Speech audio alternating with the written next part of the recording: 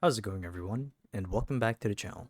So in today's video, I'll be teaching you guys how to fix the problem with Valorant where it's not opening after the January 2024 update. So without further ado, let's dive right in. So if you guys play Valorant like me, I'm pretty sure that you've come across the problem where the game simply doesn't launch, right? So you open the launcher, or I should say the um, platform or whatever you want to call it, and then you hit play and the game simply does not open. Well, this issue may be tied to a couple of different things, so we're going to talk about how to alleviate this problem. So, number one, the first thing that I'd like to talk about is running your game as admin.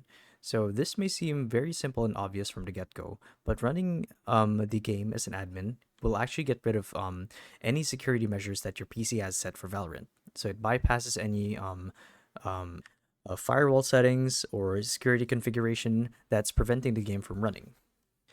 And because what this effectively does is it gives the game admin zero privileges, meaning it gives it the highest priority. So no matter what, it's going to run.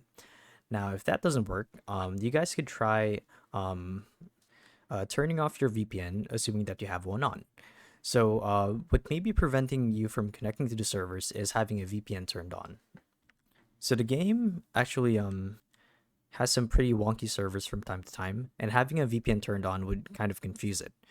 But having a direct connection with your actual IP would fix this problem. So another thing that you guys can try is running the game with a VPN turned off. Now, the last thing we'll talk about is running Valorant in compatibility mode, as you can see here. So basically, right-click on the application, Valorant.executive. Well, not executive, more I should say exe file, and you want to click on properties and go to the compatibility tab. Now here you should see an option that says run this program in the compatibility mode for. So for this, you want to tick this box and then you want to select Windows 8 or 7. And next, you want to make sure that run as admin is enabled, as this makes it the default launch setting whenever you open the game. So simply hit apply and click on OK, and you guys should be good to go. Now, there are a couple of other things that you guys can try, like allowing Valorant to go through your firewall settings, and this may actually help.